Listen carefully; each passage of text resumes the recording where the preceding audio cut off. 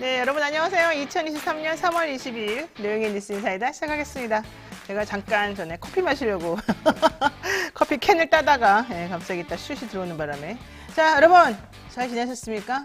제가 어제 대전 재판 갔다 왔는데 재판하기 한 1시간 반 기다리고 증인신문 하느라고 1시간 반 하고 아주 죽는 줄 알았어요.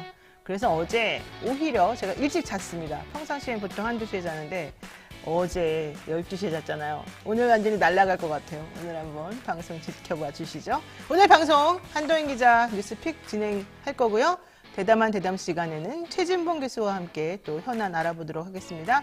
배상훈 프로파일러의 백표촉 수요일마다 준비되었는데 오늘은 여러분들이 정말 흥미진진하게 들을 수 있는 이 검찰과 경찰의 잘못된 수사, 아직 확인이 안 됐습니다만 잘못된 수사로 추정되는 정말 우리 주변에서 흔히 일어날 수 있는 정말 안타까운 그런 사건에 대해서 한번 알아보는 시간 가지겠습니다. 여러분 절대 하나도 놓칠 수 없는 우리 뉴스인사이다 오늘 방송 구성 한번 지켜봐 주시고 잠시만 기다려 주십시오.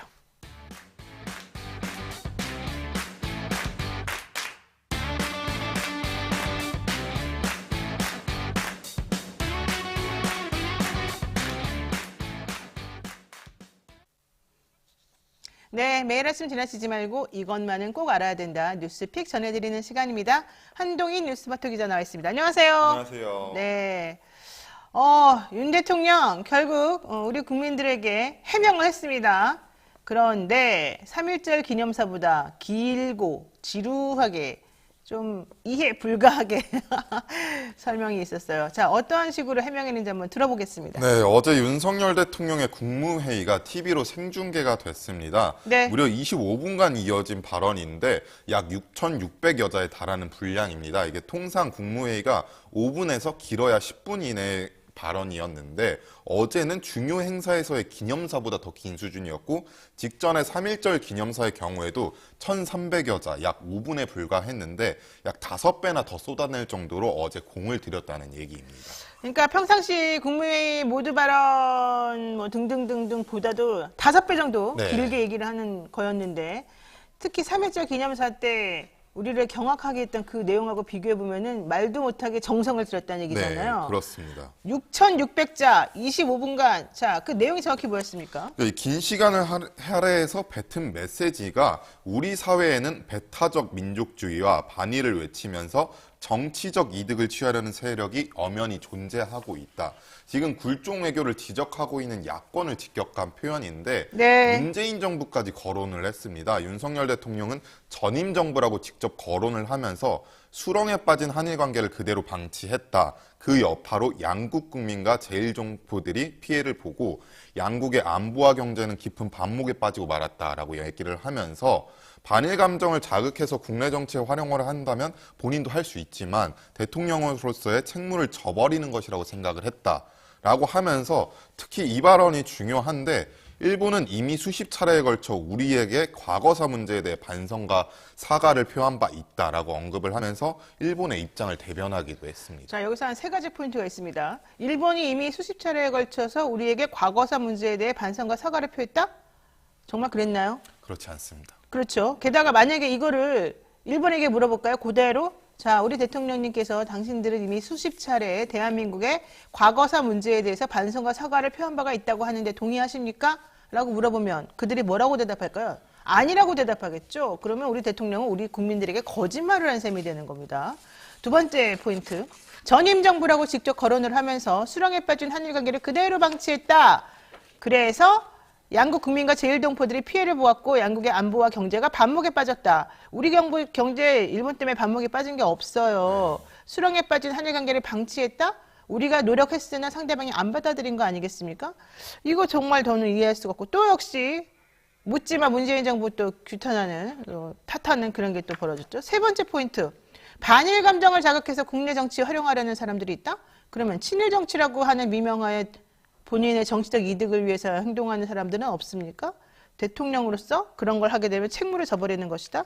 전 동의하지 않는데 어떻게 생각하십니까? 저도 동의하지 않고 강제동원도 네. 지금 없었다고 하는 마당에 반성과 그렇죠. 사과를 표한 바 있다라고 얘기하는 것도 옳지 않고 지금 일본의 집권 자민당 의원이 강제동원 문제와 관련해서 발언한 게 있습니다. 네. 자민당 내에서 외교부회장 대리로 있고 일본의 외교 정책에도 깊게 관여하고 있는 마스가와 의원이라고 하는데 기자회견을 통해서 지금 더 이상 사죄할 필요가 없다라는 인식을 내보이고 있고 아베 신조 전 총리가 이미 과거사와 관련해 일본의 최종 입장을 밝힌 바 있다라고 주장을 했는데 이게 결국엔 윤석열 대통령의 어제 발언과 통하는 내용입니다. 그렇습니다. 자민당 의원이 뭐 다 해결한 문제다 이런 얘기를 하면서 한국이 스스로 풀어야 된다. 더 이상 일본은 뭐 할 필요도 없다. 이게 무슨 우리들이 원하는 혹은 정의에 부합하는 말이라고 생각하시는지 이해가 안 가고요. 화이트리스트 복원을 하면은 우리나라가 잘 될 거라고요? 전혀 천만의 말씀이죠. 오히려 지금 일본이 우리한테 수출을 못 해가지고 자기네 경제가 안 좋다고 계속해서 울어댔던 거 아니에요? 근데 이걸 풀어준다는 건 결국 우리나라 이 소부장 관련된 부품을 생산하는 업체와 일본 업체가 경쟁하는 것밖에 안 되는 거고 네. 우리 입장에서는 도대체가 무슨 실익이 있는지 하나도 모르겠습니다. 계속 그 얘기를 그래서 하죠. 네, 어제 발언을 보면은 발언의 뭐 구체적인 내용보다는 낙관론뿐밖에 없는데 네. 한국이 선제적으로 걸림돌을 제거해 나간다면 분명 일본도 호응해 올 것이다. 뭐 이런 식으로 얘기를 하고 있는 근데 상황입니다. 그렇게 말했습니다만 호응한 적이 없잖아요. 네. 네, 김대중, 오부치 뭐 담화 얘기해서 한 번 더 언급해달라 해도 그 읍소도 무시해버리는 게 일본인데 왜 우리 대통령이 이런 근거 없는 낙관론을 계속해서 주장하시는지 도대체 이해할 수가 없군요. 자, 민주당 여기에 대해서 가만히 있겠답니까? 아닙니다. 민주당에서도 지금 국정조사를 추진하기로 검토를 하겠다라고 얘기를 하고 있는데 박홍근 원내대표 같은 경우에는 어제 원내대책회의에서 신을사조약에 버금가는 대일 굴욕 외교를 절대 용납할 수 없다. 사과 한마디 없이 모든 것을 내주고 일본으로부터 추가로 받은 청구서가 몇 개인지 모르겠다라고 하면서 국정조사를 제대로 이제 검토해 나가겠다라고 얘기를 했고 윤호중 의원 같은 경우에는 이제 한일 정상회담에 대해서 손타쿠 외교다 이렇게 평가를 했습니다. 손타쿠 외교는 뭐죠? 손타쿠라는 게 구체적으로 지시를 받지 않더라도 윗사람의 뜻을 헤아려서 행동한다 이런 뜻인데 일본 관료 사회를 비판할 때 쓰는 말입니다. 그러니까 눈치 보면서 알아서 긴다 이런 뜻이잖아요. 네, 그렇습니다. 이야, 이거 정말 문제가 심각하군요. 지금 뭐 머스러미님께서 을사오적 일본으로 가라 이런 얘기 하셨는데 드래곤님, 윤석열 당신의 발언은 그전하는 매국노라고 국민에게 발표한 것일 뿐입니다. 이런 얘기 하셨는데 진짜 신을사오적 이런 말이 나올 수밖에 없는 상황이 되었을까? 아주 우려스러운 상황입니다. 자, 그럼 앞으로 이제 좀 뭔가 좀 이 전국에 변화가 좀 있겠네요. 네, 앞으로 뭐 한일 정상회담 관련해서 지금 민주당에서도 계속 강조를 하고 있고 지금 국회 차원에서의 조치들도 취해 나가고 있고 뭐 정보 공개 청구 같은 것도 있기 때문에 조금 시간이 지나는 걸 봐야 되겠지만 뭐 윤석열 대통령의 인식 자체가 이렇기 때문에 지금 어려운 상황이 되지 않을까 싶습니다. 맞습니다. 사실은 정보공개 청구한다고 해서 그게 제대로 밝혀질 것 같지도 네. 않고 또 하다가 말고 지금이야 반짝한다고 하지만 또 얼마나 정치인들이 자기네들 정치적인 거 빼고 끝까지 한번 진실을 밝히기 위해서 노력할지도 사실 우리는 의심스러운 상황이고 여러 가지 측면에서 깝깝한 상황이네요. 그래도 지금부터 또 시작이 아닐까 생각이 드네요. 이게 왜냐하면 사람의 임계치라는 게 있는 거거든요. 참는다는 것 혹은 어느 정도 기대하고 바라본다는 것도 어느 수준까지지 그 수준이 넘어가면 완전히 폭발해버리는 거거든요. 그 수준까지는 가지 않기를 바랍니다만 잘 해야 될 것 같습니다. 자, 두 번째 이슈. 이 이슈도 참 우리를 난감하게 하네요. 네, 주 69시간 근로제 개편안을 놓고 지금 윤석열 대통령, 대통령실 그리고 고용노동부까지 각각의 메시지를 내놓으면서 혼선이 지금 야기되고 있습니다. 특히 대통령실이 노동부에 보고하지 않은 내용 그리고 사전에 협의하지 않는 내용들을 이제 뱉어내면서 혼선이 계속해서 가중이 되고 있는 상황인데 네. 최근에 발표된 내용들의 타임라인을 보면은 3월 6일에 고용노동부가 주 최대 69시간 노동시간 개편안을 발표를 했습니다. 그러고 3월 14일에 윤석열 대통령이 전면 재검토를 지시를 하는데 같은 날 오후에 한덕수 총리가 큰 틀의 변화는 없다. 원점 재검토는 아니다. 이렇게 밝히고 이제 이틀 뒤인 16일 날 윤석열 대통령의 발언이 관계자를 통해 나왔습니다. 주 60시간 이상은 무리다. 근데 3월 20일에 또다시 대통령실에서 60시간은 대통령 가이드라인이 아니다. 주 60시간 이상이 될 수도 있다.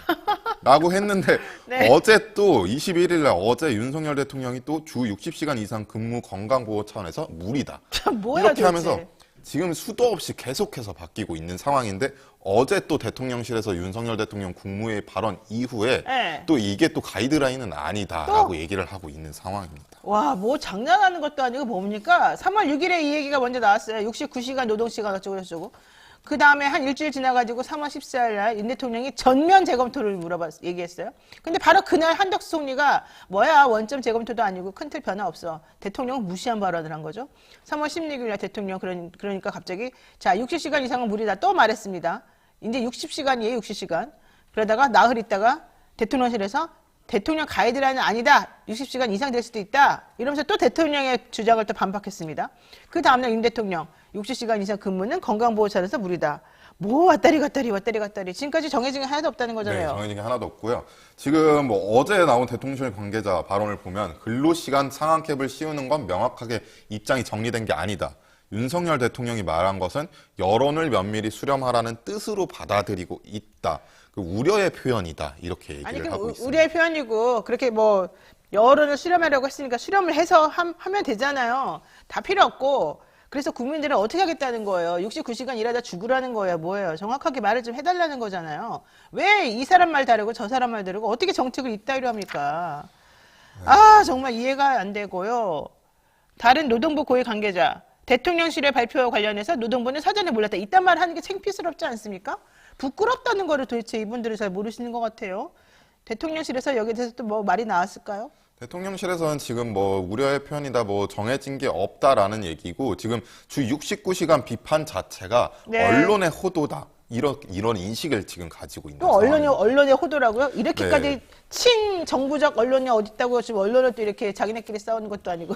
참. 그러니까 어제 이제 국회 환경노동위원회 전체 회의가 국회에서 있었는데 국민의힘 의원들이 이제 팻말을 놔두고 이제 회의를 진행을 했습니다. 네. 주 69시간제 물음표 쓰고 가짜뉴스 아웃이라는 손팻말을 앞에 들고 69시간이 가짜뉴스다 이렇게 무슨 주장을 소리야? 하고 가짜뉴스 있습니다. 아웃이라니. 그러니까 누가 가짜뉴스를 퍼뜨렸다는 거예요? 69시간제 가짜뉴스 아웃은 지금 저기 국민의힘당에서 나오는 팻말 아니에요? 네, 맞습니다. 그러면 69시간제라고 하는 발표한 고용노동부가 가짜뉴스 원천지라는 거예요? 대통령이 문제라는 거예요? 무슨 뜻이에요, 저 지금 얘기? 저기 뜻은 지금 언론에서 호도하고 있다라는 내용인데 이 부분 관련해서 뭐 이제 민주당 의원이건 정의당 의원이건 69시간제라고 발언을 한 것을 놓고 어제 이정식 노동부 장관이 가짜 뉴스다 이렇게 얘기를 하면서 주 69시간은 극단적인 경우다라고 얘기를 했습니다. 세상에. 그래서 민주당에서는 네. 이게 극단적인 경우라고 하더라도 법에서 가능하도록 한 것인데 이게 어떻게 가짜 뉴스냐?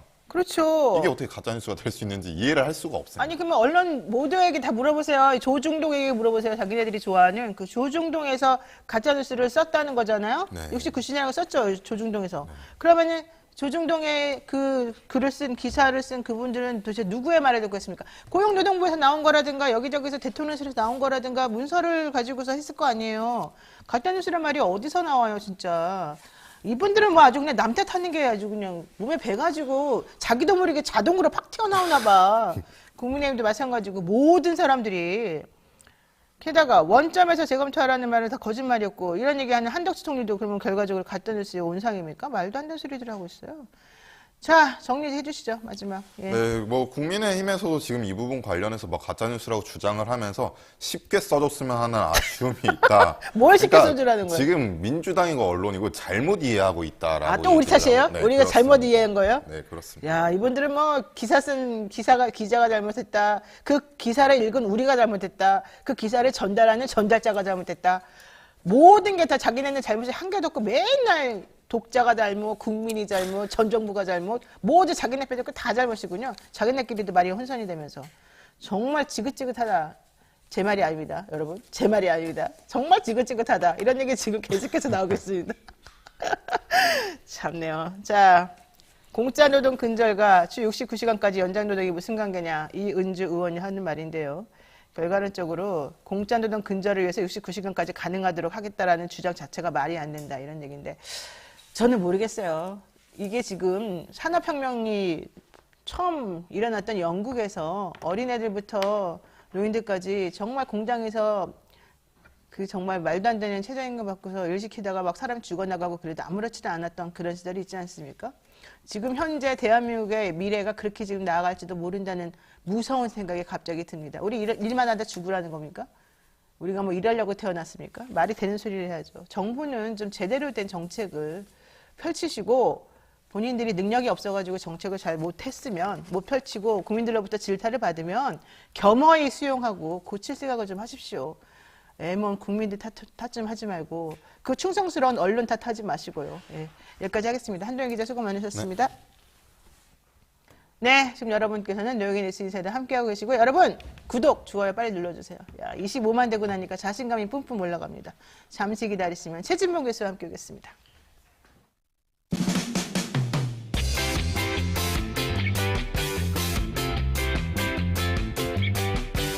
여러분은 지금 노영희의 뉴스인사이다와 함께하고 계십니다.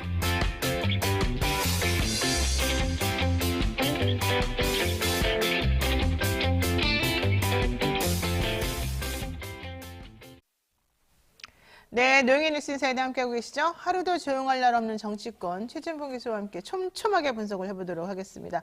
교수님 안녕하십니까? 네, 안녕하십니까. 네, 방통위에 또 떨어진 이번에 방통위원으로 최민희 전 의원이 됐습니다. 우리 최진봉 교수님 내주 놀리는 것도 있는데요. 최진봉 교수님 결국 지원했으나 또 떨어졌어요. 세 번째 낭만대 어떻게 생각하십니까? 뭘 어떻게 생각하면 민주당이 묶이는 거지. 말이 됩니까 지금? 저는 모릅니다. 네, 알겠습니다. 어쨌든 우리가 위로를 좀 해드려야 되겠습니다. 그 위로가 아니고 지금 약 올리는 거잖아요. 아니 교수님은 사실 거의 가는 것보다 이게 네. 저희랑 이게 방송하는 게 더 좋아요. 만약에 방통위원 가셔서 봐요. 저희 방송 나오실 수 있어요? 못하죠. 항상 못합니다. 예, 네. 그러니까 얼마나 저희로서는 감지덕지 고마운 일인지 모르겠어요. 개인의 불행이겠지만 뭐 불행이 또 아니지. 우리에겐 행복이었다. 알겠습니다. 여러분 최진봉 교수님께 응원의 멘트 하나씩 좀 날려주세요. 이분이 또 이게 사소한 거 약합니다. 여기 진짜 여기 보니까 최진봉 진봉짱 최진봉 교수 화이팅. 아유, 감사합니다. 예, 막 계속 좋은 말 올라오고 있습니다. 여기까지만 받겠습니다. 여기까지 더 계속 많이 하지 받아. 마세요. 왜 이러는 거예요 지금? 아유 언제까지 그럼 최진봉 찬양하는 것만 계속 보라는 찬양을 거예요? 해주시기 바라겠습니다. 알겠어요. 예. 네, 알아서 하세요. 네. 자, 첫 번째 질문 들어가겠습니다. 예. 한일 정상회담 후폭풍이 여전하지요. 예. 윤석열 대통령 어제 열린 국무회의 모두 발언에서 우리 사회는 배타적 민족주의와 반일을 외치면서 정치적 이득을 취하려는 세력이 엄연히 존재한다고 밝혔습니다. 굴종 외교를 한다고 막 야당이랑 많은 사람들이 지적을 하니까 이걸 또 정치적 이득이나 계산을 위한 야당의 그런 꼼수라고 지금 주장하고 있는 얘기인데요. 네. 이거 어떻게 보십니까? 아니 저는요 배타적 민족주의와 반일을 외친다고 하는데 본인의 실수를 이런 이상한 말로 덮으려는 의도라고 생각해요. 자 반일 물론 우리나라에 반일 감정이 있습니다 분명히. 일본이 우리나라에 잘못한 거에서 사과하지 않은 거에서 반일 감정이 있죠. 그건 당연한 거 아닙니까? 그렇죠. 근데 그걸 넘어서서 이번에 지금 국민들이 화가 난 건요. 일본이 이렇게 한 행동에 대한 화도 있지만요. 윤석열 대통령의 태도 때문에 화가 난 거예요. 네. 이건 반일이 아니고 우리나라 대통령이 어떻게 일본 앞에 가서 모든 걸 다 바치고 예컨대 무슨 굴종 외교를 하고 오고 이런 것 때문에 화가 난 거잖아요. 네. 아니 일본한테 받아온 게 뭐가 있어요 그럼. 외교라고는 주고받고 하는 건데 네. 아니 우리가 다 변제하겠다. 제3자 변제안 내놨죠. 뭐 사과도 한마디 안 하는데 그냥 돌아왔죠. 뭐 본인들은 부인하고 있지만 일본 언론의 보도에 따르면 독도 문제나 위안부 할머니 문제나 아니면 방사능 네. 오염수 유출 네. 이 문제 이런 문제까지 다 후쿠시마. 나왔다는 거잖아요. 네. 후쿠시마 수산물 관련해서 뭐 규제 풀어달라 이런 얘기도 나왔다고 하고 네. 뭐안 나왔으면 다행이지만 나왔다면 이건 큰 문제 아니겠습니까? 그런 얘기를 듣고서 가만히 앉아 있었다면 더 웃긴 거고요. 그런 윤석열 정부와 윤석열 대통령의 태도에 대한 지적을 하는 거예요. 네. 반일 감정의 문제가 아니라니까요. 물론 일본의 그런 태도 우리 비판합니다. 비판하는데 지금 국민들이 화가 나고 야당에서 비판하는 지점은 뭐냐면 왜 우리가 굴욕적으로 그렇게 외교를 하냐는 거예요.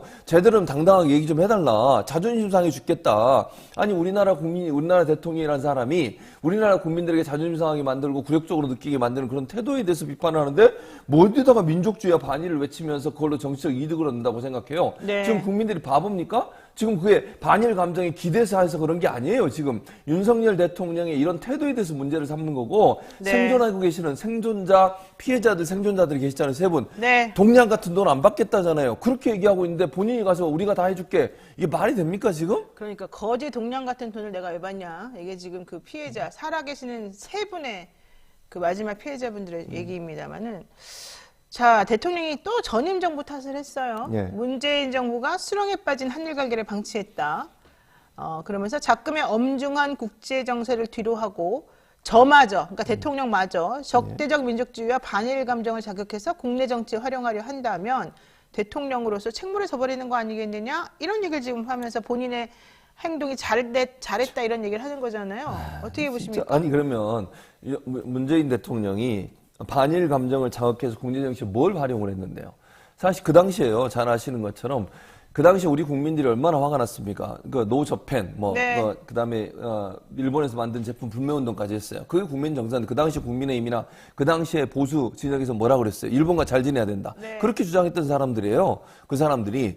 그런 사람들이 그럼 국민 정서는 뭡니까? 아니 무역 보복을 하고 우리가 무슨 잘못한 것도 없는데 예컨대 대법원이라고 하는 것은 우리나라의 최고 법정이잖아요. 거기서 판결이 나온 거예요. 네네. 그 판결을 가지고 왜 행정부한테 뭐라고 그러는데요? 사법부하고 행정부는 분리돼 있는 거예요. 상권 분립에 의해서. 이건 윤석열 대통령의 태도가 잘못된 거예요. 대법원 판결까지 난 내용을 자기가 정치적으로 풀겠다고 나서는 게 이상한 거 아닙니까? 네. 그럼 대법원의 판결을 무시하는 거예요? 법치주의는 어디 갔어요? 그렇게 법치를 얘기하더니 아니 입에 법치를 달고 사면서 법치주의라면 대법원 판결을 지키는 게 정상 아닙니까? 네. 대법원의 판결의 취지가 뭡니까?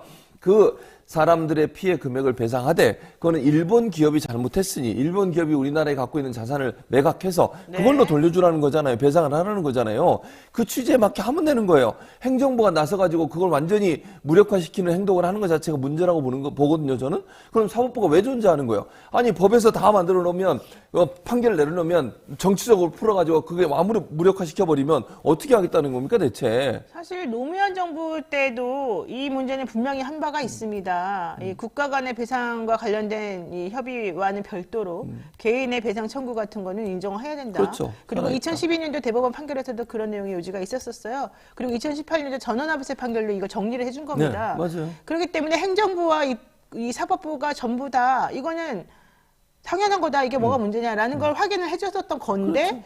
이번에 갑자기 이 정부 들어서 갑자기 태도가 변하면서 이게 꼬이고 우리 정부의 태도가 이상해진 거예요. 그렇죠. 물론 그 중간중간에 이명박 정부라던가 박근혜 정부 때 이상한 행동을 해서 뭔가 새로운 방향으로 문제를 해결해 보고자 하는 노력을 하면서 이 상황이 좀 더 꼬이긴 했습니다만은 이렇게 정부까지 나서가지고 기존의 모든 것들을 다 부정하는 건 아니었단 말이에요. 그렇죠. 근데 이번에 대통령이 나서가지고 이렇게 오히려 더 이전의 상황들을 다 뒤집어 엎어놓으면 사실은 우리나라는 도대체가 외국에서 바라봤을 때 국제관계라고 하는 거는 일방적인 관계가 없는 건데 왜 저렇게 행동하느냐 도대체 한국 정부 믿을 수가 없다 이런 말이 나올 수밖에 없게끔 당연하죠. 본인들이 스스로 해놓은 거거든요. 그러니까. 게다가 반일 감정을 자극해서 국내 정치 활동을 활용한다? 그럼 본인들은 친일 감정을 자극해서 국내 정치 활용하려는 겁니까?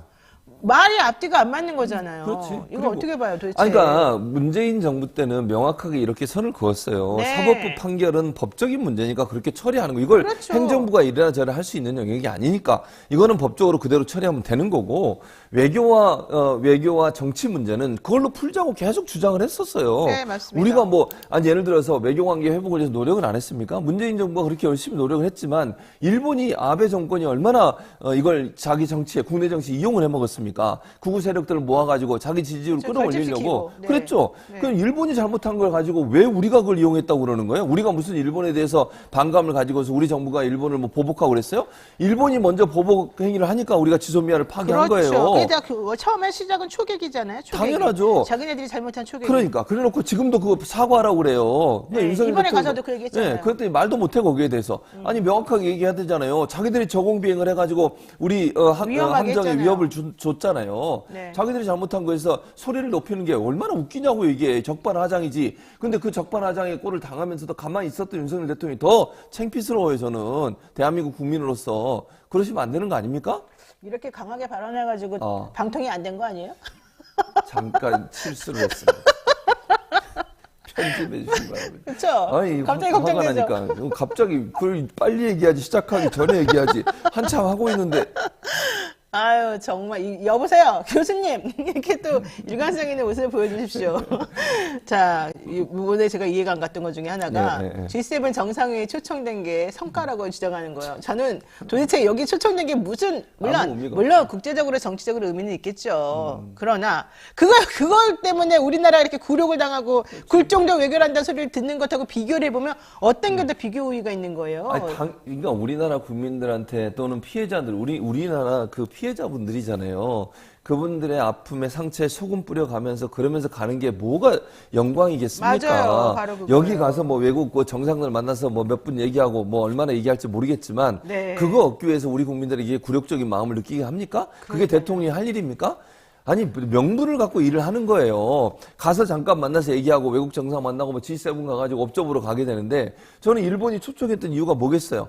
그래 윤석열 대통령이 이렇게 와가지고 일본이 깜짝 놀라만큼 그 누구야 김태용가 그 사람 그 얘기했잖아요. 자기들이 제3자 변제안 들고 왔더니 깜짝 놀라더라 일본이.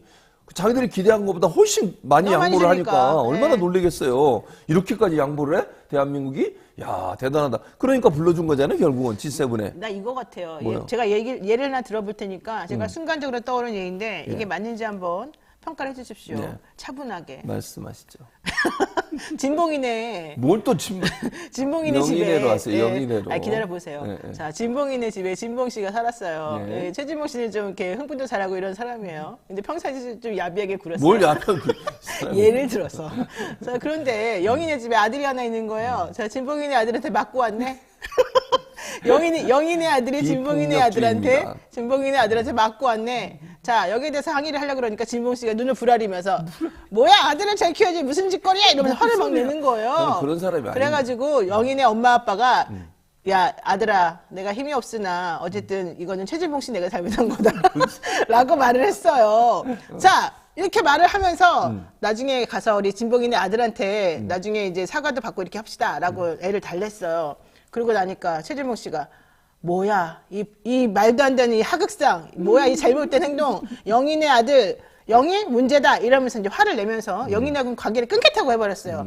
자 이런 나중에 갑자기 진봉 씨네 집에 다른 어르신이 나타난 거예요. 어디 삼촌이 저기 시골에 사시는 삼촌분이 갑자기 오시더니 아 이거 좀 기다려보자. 아무래도 영인의 집은 좀 이상한 것 같다. 그래서 이제 자기네 내부적으로는 그렇게 단속을 하고 있었겠죠. 그러다가 나중에 영인의 집에 새엄마가 들어온 거야. 그러니까 영희가 이제 없어진 거지 말하자면. 그러면서 그 엄마가 이러는 거야. 우리 그 영인의 아빠의 남편에게 자 여보 우리 가서 진봉 씨네 사과하고 관계를 좀 개선해보자고 합시다. 이렇게 간 거예요. 지금 상황이 예를 들면. 그랬더니 영인의 아들이 무슨 소리예요 어머니 이러면서 걱정을 했겠죠. 하지만 아들아 엄마가 말하는데 왜 그러니 이러면서 그 새어머니가 이제 얘기를 하면서 결국 진봉이네 가서 머리를 숙이고 사과를 합니다. 자, 이 상황하고 어때요? 자, 그러고 난 다음에 진봉이네 아버지가 기뻐가지고, 아, 역시 새엄마가 잘 들어왔구나. 이러면서, 잘 들어왔구나. 이러면서, 내가 다 우리 집에 초대할게. 이게 이렇게 됐어요. 자, 이거 어떻게 생각하세요? 기뻐요? 안 기쁘지. 이게 성과예요? 아니, 기쁘기 뭐가 기뻐, 그게. 내가 말한 거 어때요? 좀 감이 와요? 감이 뭐 오긴 오는데, 비유가 적절한지 모르겠는데, 감이 와요. 뭔 그쵸, 말인지. 그쵸. 예. 아니, 그러니까 그게 성과냐고요, 제 말은. 아니지, 그렇다고 성과 무슨 밥 먹으라고 성과야. 초대해줬다. 이게 기쁜 일입니까? 아유, 밥상 엎어야지, 뭔 소리예요. 그러니까 바로 그 얘기를 하고 싶어요. 예. 김형균님께서 댓글에 하여튼 머리도 나쁘면서 잔머리 굴리는 정부는 싫습니다. 이렇게 얘기하셨는데 정말 저는 사실은 이 상황 자체가 도저히 이해가 안 가가지고 제가 말도 안 되는 내피셜 한번 지금 예. 예를 들어봤습니다. 예. G7 정상회에 초청된 것이 정말 실익이 있는 것인지 우리가 그렇게 굴욕적이고 굴종적인 행동을 하는 것에 대해서 국민들이 느끼는 슬픔과 실망감 이런 것들 혹은 양국 간의 관계, 일본하고 우리나라 간에 일방적인 게 어디 있겠어요. 동등한 이 나라 세계에서 이런 상황이 계속해서 간다는 거 너무너무 싫습니다. 자, 다른 질문 해보겠습니다. 예.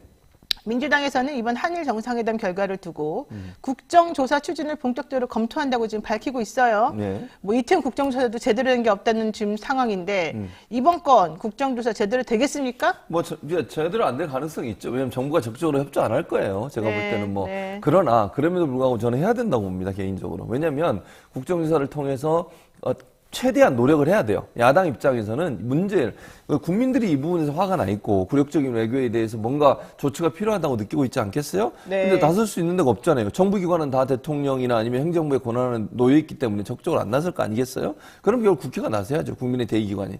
국회가 나서서 할 수 있는 한 최대로 해라. 그걸 국민들한테 알려야 되는 거 아니겠습니까? 문제점이 있다고 하는 점을. 네. 그리고 만약에 정부가 반대하고 또는 뭐 국민의힘이 반대하고 이래가지고 막 난리를 치면 그 국민들이 또 보잖아요. 그것도. 네. 저는 그런 의미에서 추진해야 된다. 안 될 것 같으니까 제대로 안 되니까 하지 말자. 이런 주장은 저는 맞지 않다고 생각해요. 자, 안 되든 되든 어쨌든 추진해서 네. 좀 제대로 진상을 밝힐 수 있도록 한번 노력을 해봐야 될 것 같고요. 야, 역시 댓글에 훌륭한 댓글들이 많이 올라옵니다. 뭡니까? 진봉이네가 잘못했네. 진봉이 적반하장이네. 네. 아침부터 열받네. 진봉 씨. 얘를 왜 굳이 진봉이 왜 그러니? 본인이네 집으로 하든지 왜 내 이름을 하는 짓이 초등학교 수준이네. 아, 진봉이 왜 그러니? 어머, 새엄마 너무 못됐네. 바보들의 행진인가? 이런 그렇지. 얘기도 나오고요. 비슷하네, 그거. 네, 웃기는 네. 상황이군요, 이 새엄마. 네, 영인의 새엄마 그러지 마십시오. 네. 자, 20일 날 네. 어제 그제였습니다. 대통령실에서는 노동시간 개편안에 대해서 의견 수렴을 해서 주 60시간이 아니고 더 이상 될 수 있다. 사실 저는 대통령실에서 그래도 좀 뭔가 행동을 취하는 것으로 보고 네. 그냥 52시간 원점으로 돌아가는 줄 알았어요. 네. 근데 그게 아니네요. 이제 보니까 아니에요. 60시간도 아니고, 그러니까 캡이 60시간도 아니고 더 나올 수 있다. 이런 얘기인데 21일 날 또 윤석열 대통령은 주당 60시간 근무는 건강보호 차원에서 무리라는 생각이 변함이 없다. 이렇게 또 말하는 거예요. 왔다리 갔다리 도대체 무슨 말이 사실인지를 모르게 만들어요. 대통령 왜 이러시는 거예요? 제가 볼 때는 간보기 하는 것 같아요. 간보기? 그냥 던지는 거야 계속. 계속 던져요. 그러니까 원래 그러니까 하고 싶은 얘기는 69시간이야. 아. 근데 여기 논란이 많잖아. 네. 그러니까 한번 치고 빠져보는 거 60시간? 이거 한번 던져보고 여론이 어떻게 해? 또 한번 아니야 아이고. 그거 아니 또 넘을 수도 있어? 그리고 제가 볼 때 어제 제가 매부쇼 녹화를 했는데 네. 변희재가 했던 말이 있어요. 변희재 말을 그대로 옮깁니다. 요 말도 대통령실 관계자라고 돼 있잖아요. 60시간에서 69시간 넘을 수도 있다. 네. 요것도 윤석열 대통령이 했을 수도 있다. 아. 변희재 내피셜이에요. 제가 한 얘기 아니고 또 오해하지 마시고 뭐 어디 고발하고 이러지 마세요. 변희재 말이라고 제가 분명히 네. 말씀을 드렸어요. 네, 네. 그러니까 이렇게 언론 플레이를 한다는 거죠. 한마디로 얘기하면 69상을 해야 되겠는데 국민들이 제대로 이해 못했다고 이렇게 지금 얘기를 하고 있잖아요. 홍보가 제대로 안 돼서 문제라고 얘기하고 있고. 그렇죠. 그러니까 자꾸 대통령은 약간 달래는 다음 60시간 얘기했다가 아니야 69시간 다 할 수 있어. 그래가지고 어느 정도 이제 설득이 됐다고 생각하면 69시간을 밀어붙이려고 하는 의도가 아닌가. 네. 개인적으로 그런 생각이 들어요. 맞습니다. 어쨌든 외국은 지금 32시간을 30시간으로 줄이려면 이런 얘기라고 앉아있는데 우리는 52시간을 69시간으로 한 해만 해가지고 이렇게 시끄러울 수가 없어요. 게다가 이제는 69시간 근로제 이거는 가짜뉴스인데 언론이 뭔 잘못했다. 니네가 잘못 들었다. 국민이 바보다. 이런 얘기 지금 하고 있는 거예요. 아이고 진짜. 자, 화면 한번 볼까요? 네. 지금 보게 되면 네. 국민의힘 당에서 저렇게 피켓이라고 해야 되나? 뭐라 앞에다가 세워놨어요. 아까 그 화면 다시 보여주세요. 예. 이거. 주 69시간제 가짜뉴스 아웃이라고 돼 있어요. 뭔 무슨 소리야? 뜻입니까? 그러면 저 말이 아니었다는 거예요? 69시간제가 아니라는 거 명확히 맞지, 해주세요, 저분. 저분 누구야?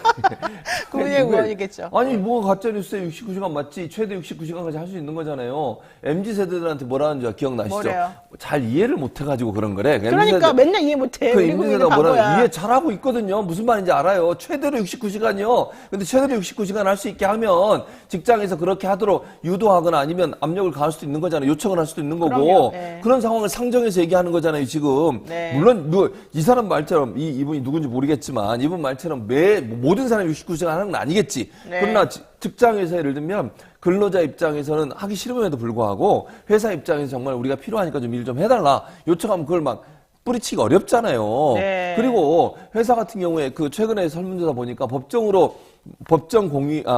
휴가가 정해져 있잖아요. 며칠 이상 하도록. 연차도 있고. 연차도 있고. 근데 그걸 제대로 지키는 게 반도 안 된대요. 기본적으로. 그런 상황에서 뭘 나중에 몰아가지고 한 달, 제주도 한 달 살기라고 할 수가 있겠냐고 지금. 말이 안 되는 소리예요. 현실적으로 실제 현장에서 있을 수 없는 일을 네. 가능하다고 얘기하는 게 더 웃기는 거 아닙니까? 그리고 사람이 69시간씩 만약에 어느 직장에서 일을 계속 해봐. 네. 그리고 3일 일하고 뭐 이틀 일하고 그리고 잠을 잔다고 생각하면 생체 아유, 리듬이 어떻게 말도 안 되겠어요? 말도 안 되는 소리. 그걸 몰라서 이렇게 했다고 가짜뉴스. 뭐가 가짜뉴스인데 주 69시간제가. 자, 콩모를 매주를 쓴다고 해도 더 이상 믿을 수가 없는 상황이 됐습니다. 이렇게 말씀해 주시는 또 분이 계시고. 아까 그 사진에 그 옆에 여자 이미자 의원이잖아요. 네. 이분 노동계 출신이에요. 참 이해를 못하겠어요. 그러니까 노총인가 어디서 나는 일했던 분이에요, 이분. 내가 이번에 진짜 놀랬던 게 뭐냐면 윤봉길 의사의 손녀분 예. 아, 맞아요. 국민의힘당의 1호 비례의원으로 가 있잖아요. 친일과 관련된 이 대통령의 행동에 대해서 말 한마디가 없어요. 그러니까요. 그분 나는 왜 국회의원이 됐는지 모르겠어요. 국회의원이라면 뭔가 상황에 대해서 정확하게 이해를 하고 얘기를 하고 이걸 바꾸려고 노력을 하고 그래야 되잖아요. 그렇죠. 말 한마디가 없어요. 자기는 윤봉길 의사의 손녀라는 그것 때문에 사실은 국회의원이 된 거거든요. 예. 나는 그래서 너무 놀랐는데 이미자 의원 봐봐요. 노동계 데모 아니었어요 그렇죠. 원래? 이분 노통에서 여기 들어가서 있었던 뭐 하고 있습니까? 김문수 씨 보세요. 네. 그 옛날에 그 노동운동 하자고 했던 맞아요. 그 잘난 사람이 지금 가가지고 뭐 하고 있습니까? 노사정위원회 가가지고 기업편들 들고 들고 앉았고 있죠. 네. 원희룡 국토부 장관 옛날에 노동운동 하던 사람이에요. 대학교 다닐 때. 저는 이분들이 도대체가 왜 이렇게 변절했는지, 왜 이렇게 이상한 행동들을 하고 있는지 이해도 안 가지만 이게 정치의 현실인가 이런 생각까지 하면서 정말 슬프답니다. 저는. 그러니까. 자, 그 다음 얘기도 한번 보겠습니다. 이거는 국제 망신이 사실 뻗쳤습니다. 너무너무 부끄럽고 이상한 일이 벌어졌습니다. 미국 국무부가 2022년도 국가별 인권 보고서라는 것을 20날 발표를 했습니다. 월요일 날. 자, 시청자들을 위해서 인권 보고서가 뭔지 한번 여쭤봐야 될 것 같습니다. 네, 예. 미국 국무부가요 매년 전 세계를 대상으로 해서 인권 보고서를 발표합니다. 네. 이거는 매년 하고 있고요. 우리나라 같은 경우에 지난해 윤석열 정부 들어서고 나서 언론을 탄압하고 그리고 언론에 대해서 고소고발을 남발한 것에 대해서 인권 보고서가 상당히 강하게 질타를 하는 내용이 나오고 있습니다. 자, 그런데 이 인권 보고서의 내용이 정말 부끄럽습니다. 내용을 보게 되면 윤석열 대통령 부부 그리고 한동훈 법무부 장관과 관련된 명예훼손 혐의 고발과 수사가 너무너무 많다. 네, 맞아요. 이게 있을 수 있는 일이냐. 이런 없어요. 것들이 바로 언론과 표현의 자유를 제한하는 거 아니겠느냐. 당연하죠. 네. 너무 우리가 그동안 주장해왔던 내용이 그대로 지금 그대로 사실 여기 담겼어요. 들어와 있어요. 네. 대통령 부부에 대한 얘기는 그러니까 입도 뻥끗 하지 말아라. 이런 메시지예요. 이런 맞아요. 행동을 하게 되면 한동훈 법무부 장관 마찬가지입니다. 툭하면 맨날 고발하고 고발하죠. 툭하면 고소하고 맨날 그러잖아요. 네. 툭하면 압수수색하고 네. 이게 전부 다 자신의 명예훼손과 관련된 사건이라는 게 더 그렇죠. 놀라운데 이분들이 이렇게 할 수 있는 건 뭐예요? 검찰권이라고 하는 걸 갖고 있기 때문이고 여기에 동조해서 영장을 무분별하게 내주는 판사님들이 문제라는 거예요. 제 그렇죠. 개인 생각은. 맞아요. 여기에다가 이렇게 얘기하고 있습니다. 특히나 폭력과 괴롭힘이라는 제목의 단락이 있는데 여기에서는 지난해 9월 조 바이든 미국 대통령을 만난 직후 대통령이 비속어 사용 관련해서 보도를 했던 MBC에 대한 사례가 담겨져 있습니다. 네. 너무너무 창피하죠. 이게 바로 우리 그 유명한 바이든 날리면인데요. 그렇죠. 국민의힘의 고발은 물론이고 MBC 기자에 대한 전용기 탑승 금지까지 이거 모두 전부 다 언론 자유의 제한 사례로 지금 나와 있습니다. 대통령실에서는 당시 MBC의 보도가 외교 관련 왜곡이고 편파 보도라고 주장했으나 8개 언론인 단체는 공동 성명을 내서 그거는 대통령이 오히려 언론 자유를 보장하는 헌법을 명백히 위반한 거다라고 얘기했고 결국에는 미국 국무부에서 이런 보고서까지 나오는 상황을 야기를 했네요. 창피해 죽겠어요. 그러니까 우리나라 인권이 얼마나 떨어졌는지. 네, 그러니까 네. 그 윤석열 대통령이 대통령이 되고 나서 언론을 상대로 해서 표현의 자유를 얼마나 억압하고 있는지를 미국 국무부가 그렇게 좋아하시는 우리 윤석열 대통령이 좋아하시잖아요, 미국을. 네. 그리고 미국에서 그렇게 밝혔어요. 창피한 줄 알아야 돼요. 진짜 창피해 죽겠어요. 아니, 그러니까 문재인 정부 때 언론 자유 지수도 올라가고 언론에 대한 표현의 자유가 얼마나 허용해졌습니까? 네, 그렇게 맞습니다. 문재인 대통령, 현직 대통령에 대해서 비난하고 비판했던 수없이 많은 우리 유튜버들 그리고 언론도 마찬가지예요. 보수 언론들이 얼마나 공격을 했습니까? 네, 맞습니다. 그래서 고소고발했습니까?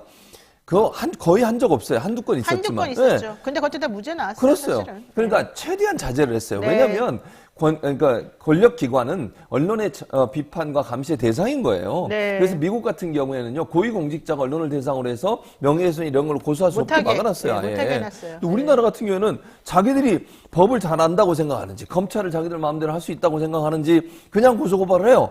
이건 이렇게 되면요 언론에게 엄청난 재갈을 물리는 거예요. 언론을 그냥 억압하는 거잖아요. 언론사 기자들 입장에서 그것도 제가 보니까 언론사를 대상으로 안 해. 기자들을 대상으로 해요. 맞아요. 이유가 개인, 뭡니까? 기자 개인을. 그렇지. 그러니까 그래야 왜 단체를 안 하고. 예, 단체로 하면 대응을 할 수 있잖아요. 변호사를 선임해서. 방송국이나 신문사 이런 데서 대응하니까. 그렇지. 근데 개인이 하면 어떻게 돼? 자기 사비로 변호사 선임해야 돼요. 그리고 얼마나 무섭겠어요. 그렇죠. 조사받으러 가야죠. 노영이나 네. 옆에 있으면 괜찮은데 노영이 없으면 어떡하겠냐. 혼자 네. 가가지고. 어?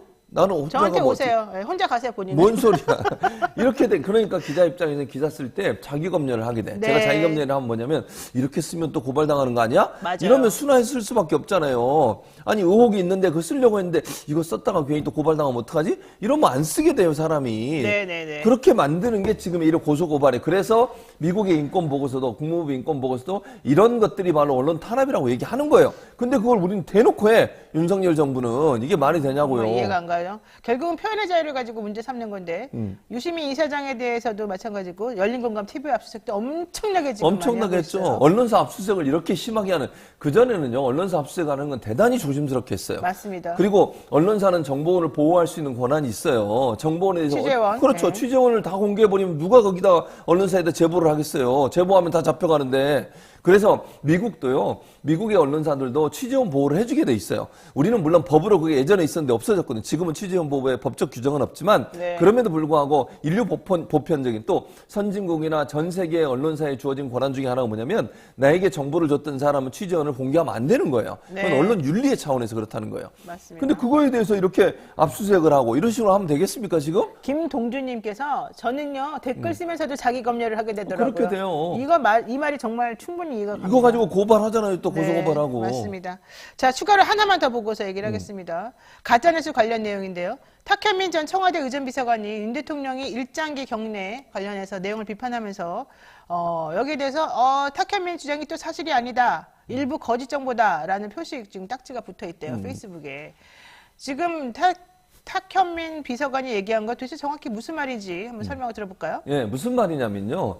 지금 이 일부 언론에서는 탁현민 비서관이 잘못 얘기했다고 하는 탁현민 비서관이 했던 얘기는 이런 거예요. 그러니까 대통령이 한일 정상회담 중에 일장기에만 절했다는 그렇죠. 그 기사와 관련된 보도와 그렇죠, 관련된 그렇죠. 내용이죠. 근데 무슨 얘기냐면 네. 자, 장면 전체적으로 보면 윤석열 대통령과 기시다가 같이 들어와요. 그리고 두 개 국기가 있어요. 대한민국 국기도 있고 태극기도 있고 네, 그다음에 일장기도 일장기도 있고. 있고. 그래서 윤석열 대통령이 먼저 지금 요 전에 태극기에 경례를 해요. 네. 그리고 들어와서 두 번째 일장기에 기시다가 인사를 할 때 목례를 할 때 같이 합니다. 저걸 네. 지적한 거예요. 저걸 같이 왜 하는 거. 다른 나라 국기 앞에 목례를 하냐라고 하는 걸 지적했는데 마치 태극기에는 경례를 안 하고 일장기에만 인사를 했다는 식으로 해석해서 보도를 한 거야. 그러니까 탁현민 전 비서관이 지적한 거는 예. 그 얘기였는데 네, 일장기에 격리한 걸 지적한 거예요. 사람들은 KBS에서 오보난 것하고 연결시켜서 그렇지. 짬뽕으로 네, 지금 그렇게 얘기를 하고 이상하게 있는 발언을 거예요. 하고 있다? 그러니까 탁현민 전 비서관은 그게 아니라는 거야. 네. 태극기에 격리한 걸 지적한 게 아니고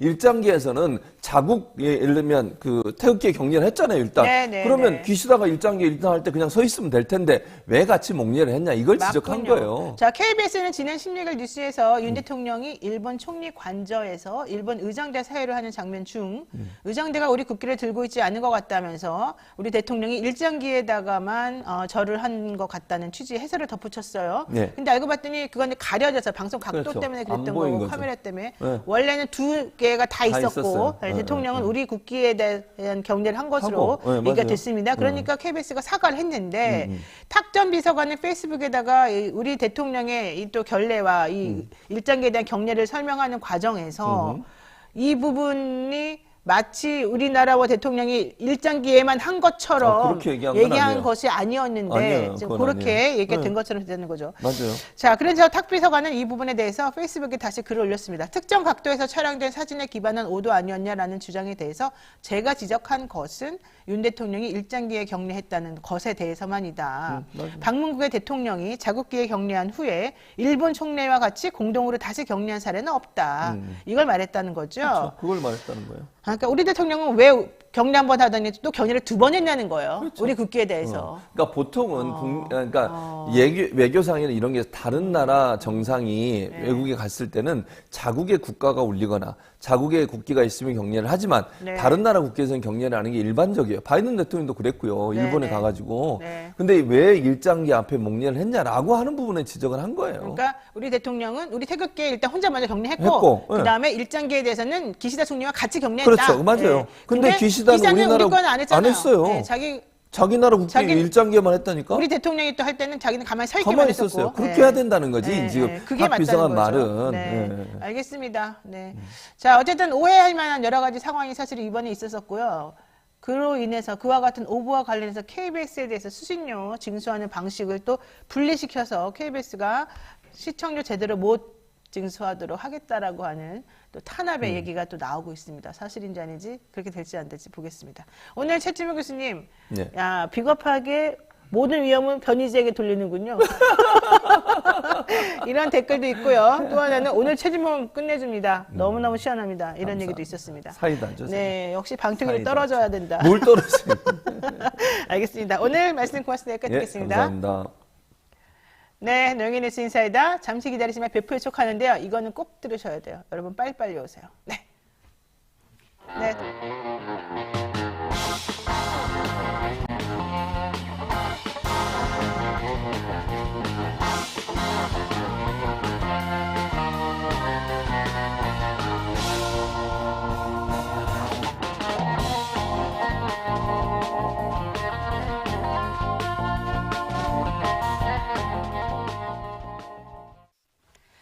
매주 수요일 찾아오는 다크한 남자 주간 사건 사고 소식을 알아보는 베프의 촉 시간입니다. 배상훈 프로파일러 오늘도 모셨습니다. 어서 오십시오. 안녕하세요. 빨간 안에 입은 옷이 아주 인상적이네요. 예. 예. 코디가 멋있습니다. 예. 혼자 하시는 거죠? 예, 제가 자, 첫 번째 배프의 쪽 본격적으로 이제 첫 번째가 아니죠. 이 얘기 한번 시작해 보겠습니다. 지난 2009년에 전 사실 이 사건 보면 볼수록 저도 좀 이해가 안 갔었는데 이게 그래도 한 14년 만에 다시 한번 재심이 열리면서 조명을 다시 받는 겁니다. 2009년 7월 6일에 전남 순천시 황전면에서 일어난 순천 청산거리 막걸리 사건입니다. 사실 청산거리 막걸리 사건은 이 사건 이외에도 또 있었습니다. 경북 상주에서 할머니들이 화투 치다가 10원짜리 화투 치다가 화나서 뭐 동료를 혹은 이웃 주민을 그렇게 했다 이런 사건도 있었는데 요거는 그거보다 좀 더 앞서 일어난 정말 치정이 얽혔다는 그런 오명을 둘러싼 사건이었습니다. 당시 아버지와 딸이 내연관계에 있었고 그 내연관계에 있던 아버지와 딸이 공모해서 엄마이자 부인인 그 사람을 죽이게 되었다. 이런 아주 폐륜적이고 자극적인 내용으로 화제가 됐던 건데요. 그 사건이 벌어지고 나면서 부녀가 모두 자백을 했기 때문에 이거는 틀림없는 사실이다. 이렇게 얘기를 했고요. 대법원에서 확정 판결을 선고받았는데 무기징역과 실형 20년을 선고받았습니다. 하지만 14년의 시간이 흐르는 동안에도 도대체 이해할 수 없고 이 사건 이상하다라고 하는 여론이 끊이지가 않았고요. 결국 재심 청구가 받아들여져서 이번에 다시 얘기가 된 겁니다. 어제 이 사건의 재심 여부를 결정하는 신문길이 열렸죠. 아직 재심이 확정된 건 아니고 자, 부모와 막내딸 세 식구가 살고 있던 집에서 발생한 일이었는데 아버지는 60세, 어머니는 57세, 막내딸은 26세였다는 겁니다. 자, 이 사건 좀 설명해 주시죠. 예. 2009년 7월 6일입니다. 월요일입니다. 이 어머니가 돌아가신 분, 최 씨란 분인데 다른 세 분, 그러니까 토탈 네 분이랑 공공근로 같은 걸 아침에 나가시기로 돼 있었는데 공공근로를 나가게 돼 있었는데 이제 남편분이 마당에 있는 막걸리 2통을 이제 거기에 누군가 갖다 놓은 어떤 이거를 가지고 그냥 이거 있으니까 그 가지고 가서 드시라고 이렇게 해갖고 그 최 씨가 그 막걸리를 가지고 공공근로 나가서 같이 있었던 세 분이랑 또 네 분이 같이 이 막걸리를 드시고 두 분은 돌아가시고 두 분은 중상을 입었던 사건입니다. 자, 한번 볼까요? 우선 그 오마이뉴스에서 이 순천 청산거리 막걸리 사건 가게도 이 사진을 지금 보냈는데 혹시 자료가 준비되어 있습니까? 네, 지금 화면 보시면 나오는 것처럼 가운데 어머니하고 아버지가 지금 저렇게 있어요. 여기서 저기 파마머리 하신 여자분, 분홍색 옷 입은 분이 이제 어머니예요. 어머니고 네, 그분이 최씨. 돌아가셨고. 그분이 돌아가셨고 그 옆에 계신 분이 이제 아버지예요. 아버지 범인으로 지금 수감 중이고요. 네, 그 아버지 밑에 지금 자식들이 이렇게 쭉 있죠. 쭉 있어요. 아들이 있고 예. 또 큰딸 부부가 있고 예.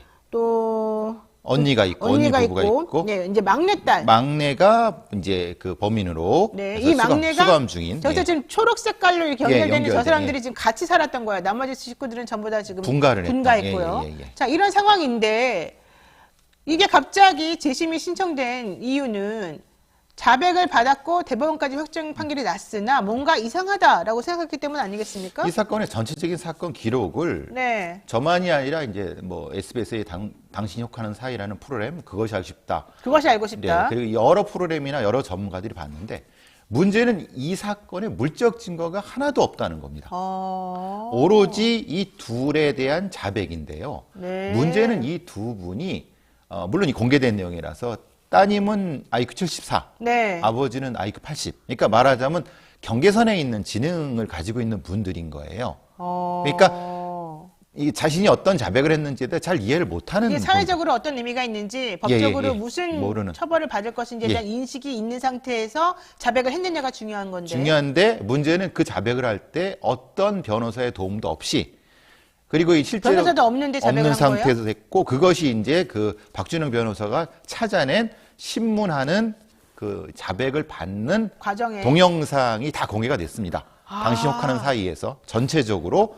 근데 그게 일종의 가스라이팅이 되는 상태에서 압박과 회유를 통해서 이게 자백이 만들어졌는데 더 기가 막힌 거는 검사, 여기 지금 말하는 검사가 수사관도 그냥 자기가 알아서 답을 불러줘서 자기가 그냥 자백을 썼습니다. 그러니까 잠깐만요. 우선 자백밖에 제대로 된 증거가 없다 그랬을 때 자백이 유일한 증거일 경우에는 자백은 의미가 없고 무죄를 선고해야 됩니다. 예. 그러나 이 사건 여러분 공범이 있는 사건이라는 게 중요합니다. 피고인이 한 명만 있으면 피의자가 한 명만 있으면 그 사람의 자백만으로는 범죄 성립이 안 되는데 그렇죠. 여기서는 상대방 상대 피의자, 상대 피고인의 자백이 내 개인에 대해서는 보강 증거가 되는 그렇죠. 거예요. 그러니까 이게 범죄가 성립되려면은 자백 플러스 보강 증거가 필요한데, 예를 들면은 우리 베프 선생님하고 저하고 둘이서 같이 공범이에요. 근데 저 혼자 베프하고 같이 저질렀어요라고 하면 그것만 가지고는 안 되지만, 베프가 나 노영이랑 같이 저질렀어 그러면 노영이에 대한 범죄를 확정지는 데서는 노영이의 자백 플러스 베프의 자백이 보강 증거로 되는 거고, 그렇죠. 베프에 대해서는 베프의 자백 플러스 노영이의 이 자백이 보강 증거가 되는 거고, 그렇죠. 이렇게 상호적인 게 돼버리기 때문에 사실은 이것만 가지고 유죄의 혐의를 삼아서 재판에 넘길 수 있었다라는 얘기죠. 그렇죠. 그래서 이 부분을 문제 삼아서 1심에서 무죄가 됩니다. 그래서 무죄가 그렇죠. 나왔어요. 1심 무죄인데. 근데 훌륭하네. 문제는 예. 2심으로 넘어가면서 이게 묘하게 꼬이게 됩니다.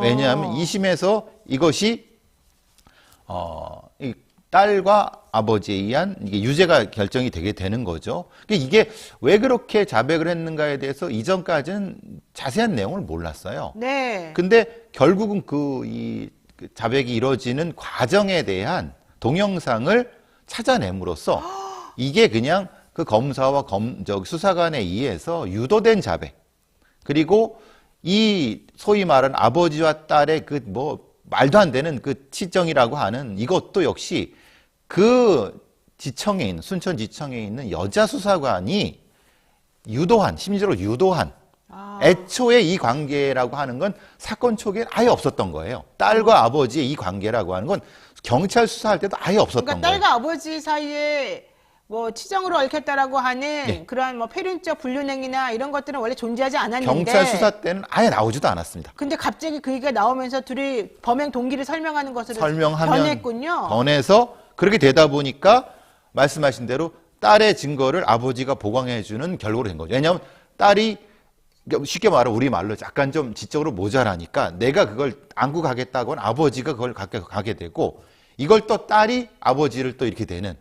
그러니까 딸은 아버지를 살리려고, 그렇죠. 아버지는 딸을 살리려고 그냥 이렇게 된 거죠. 짧은 소견으로 이렇게 되면은 나만 혼자 그냥 범죄자를 끝내면 네. 저 사람은 괜찮겠지라고 하는 자백이 결국 이렇게 만들어졌다. 근데 그 자백이 이루어지는 과정에서도 어. 지속적으로 아버지와 딸은 자신이 안 했다고 합니다. 이게 없었다고 하는데 신문이 끝나고 나면은 했다고 하는 거예요. 아까 옆에 수사관이나 이런 압력이 없는 경우에는 나는 그런 일을 벌이지 않았어요라고 했는데 이상하게도 수사관이나 이런 검찰이나 이런 분들만 만나고 나면 만나고 잠깐 자기가 안 했다고 하면 잠깐 카메라가 없는 상태에서 카메라 꺼져요? 좀 지난 상태에서 다시 했다고 하는. 그러니까 카메라가 꺼졌다 다시 켜졌다가 반복이 되면서 그래서 3시간 정도 그 비워지는. 중간에 예. 뭔가가 벌어지고 난 다음에는 갑자기 내가 했어요라고 말이 바뀌는군요. 그렇게 되는 거죠. 그게 그 당혹사에 다 나옵니다. 화면이. 그러니까 자 보세요. 지금 얘기는요. 이거는 재심을 청구한 변호사의 주장과 이건 검찰 쪽의 주장이 아닙니다. 변호를 맡고 있는 박준영 변호사 측의 주장과 가족 간의 주장이 지금 전제로 말씀드리는 겁니다, 여러분. 이건 아직 확정 판결, 물론 났지만 재심에서 어떻게 될지 모르니까 다시 말씀드리는 건데. 자, 이렇게 벌어진 이유 중에 하나가 지금 배상훈 프로펠러님께서는 자백과 관련된 뭔가 수상한 흐름이 있다. 그렇죠. 특히 동영상을 보면은 자꾸 꺼졌다 켜졌다 하는 그게 이상하다. 그 다음에 평상시에는 아니라고 했다가 이런 수사기관만 보면은 맞다고 인정하는 꼴이 되는 게 이상한데, 더군다나 검찰이 당시 이들 부녀에게 유리한 증거는 모두 감췄다. 그렇죠. 자, 어떤 걸 감췄다는 거예요? 유리한 증거라고 하는 것은 막걸리와 청산가리에 관련된 부분입니다. 네. 그러니까 범행 도구지 않습니까? 그렇죠. 문제는 청산가리를 누가 구매했느냐, 어떻게 구했느냐에 대한 것이 처음에는 딸이 혼자 한 거, 딸이 어떻게 자기가 인터넷으로 구했다, 어디서 찾았다 이렇게 했는데, 이 딸은 인터넷 단말기가 없습니다. 집에 인터넷이 없어요? PC가 없습니다. PC가 없는데 어떻게 그거를 인터넷으로 이제 구했어요? 마을에 있는 도서관에 PC를 했다라고 하고, 그렇게 되니까 또 안 맞으니까 그 IQ 76짜리 딸이 안 맞으니까, 그래서 이제 그때 도입된 게 아버지입니다. 그때 갑자기 아버지가 나타나요. 예, 아버지. 그럼 네가 너 청산거리 어떻게 구했어? 이렇게 말을 하다 보니까 이상한. 아버지가 구해줬나? 아버지. 근데 아버지가 구했다고 하니까 된 거. 아버지가 그러니까 공범이 된 거죠. 수사관이 딸이 너가 엄마 죽였지? 뭘로 죽였냐? 청산가리를 죽인 거 맞지? 이렇게 말해. 그러니까 딸이 어버버버 이러니까 너 인터넷으로 구입한 거 맞지? 예. 그러니까 또 역시 뭐 그러니까 근데 이상하게 딸에게는 인터넷으로 구입할 수 있는 방법이 없었어. 방법도 없고 시간도 안 그러니까 그 동네에 있는 PC방 가서 했겠지라고 했다가 그것도 안 맞으니까 아버지가 해줬니? 이렇게 되니까 네, 그렇게 되니까. 아버지 이렇게 되는 근데 거예요. 그러면 아버지가 왜 해주느냐? 왜 해줘요? 친정관계이니까 해준 게 된 거죠. 그러니까 그래서 친정관계가 도입된 거죠. 아버지랑 둘이 관계가 이상해야지만 그게 성립이 그렇죠. 되니까. 왜냐하면 해주니까. 근데 자. 실제로 아버지가 청산가리를 구했다고 하는 어떤 자전거 포는 이미 14년 전에 사라진대. 이미 없는 곳이었네. 없는 곳이었죠. 자, 보세요. 검찰은 아버지가 사건 발생 나흘 전에 순천시의 어떤 한 시장에서 막걸리를 구매했다고 했는데 막걸리를 구매했다는 바로 그 가게는 이미 없는 가게였다는 거예요. 지금 베프님 저기 말씀에 청산가리, 의하면. 청산가리. 청산가리. 네. 그리고 그 변호인이 아버지 동선이 담긴 CCTV를 제출하려고 하니까 검찰이 그 CCTV는 뇌우에 맞아서 없어졌습니다라고 대답했다면서요. 그렇죠. 그리고 톨게이트 이용 내역이라든가 당시 딸의 알리바이를 주장할 수 있는 여러 가지 것들, 청산가리 구입과 관련된 이런 것들을 아무리 찾아봐도 없었다. 그리고 딸이 어느 시간에 나 버스 탔어요 라고 말했는데 그 CCTV도 확인이 됐는데 이건 유리한 증거들은 다 사라졌다. 그러니까 저는 이해를 못하는 이런 게 얘기군요. 왜 검찰이 네. 이 부분에 대해서 이게 고의적으로 누락하지 않고서야 왜냐하면 톨게이트 이용 내역이라는 게 어떻게 사라질 수 있습니까? 그렇죠. 왜냐하면 왜 톨게이트 이용 내역이 중요했냐면 이 아버지는 말하자면 봉고차 트럭을 타고 움직이시는 분이라서 황전이라고 하는 그 톨게이트를 나와서 살 수밖에 없는데 거기에 이용할 수밖에 없는데 그럼 그 시간대라든가 그것이 맞는 걸 바로 확인되는 거고요. 딸이 버스를 탔는가 안 탔는가는 딸의 구매와 관련된 부분인데 그럼 분명히 찾을 수 있죠. 왜 못 찾겠습니까? 근데 그렇죠. 이게 다 없다고 하면은 도대체 그럼 물적 증거는 뭐냐? 이게 여기서 그 다음에 나타나는 게 막걸리입니다. 막걸리요? 왜냐하면 네. 막걸리라는 것은 그 막걸리를 거기에다 청산가리를 타서 줘갖고 돌아가시게 되는 부분이거든요. 그러니까 막걸리에다가 청산가리를 타려면 그렇죠.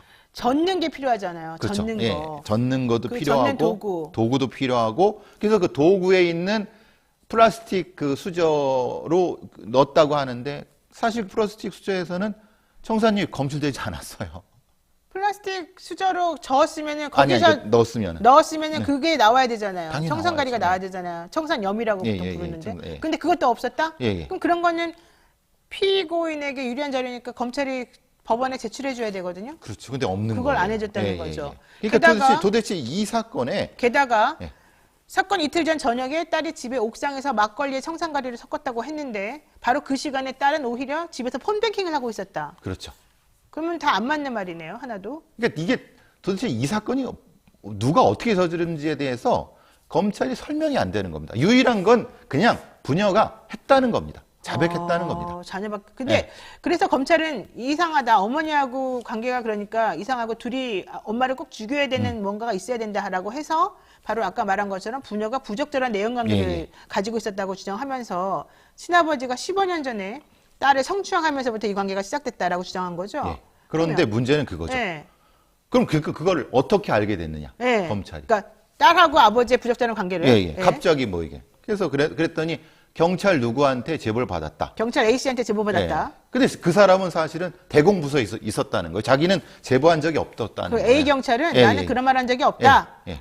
아, 이번에 그거랑 똑같네요. 그 고발사주 사건에서 그 포렌식 수사관이다 그렇게 말한 적 없는데라는 거랑 똑같네. 그러면은 이 검찰은 도대체 이 내연 관계라는 아이디어를 어디서 얻었느냐?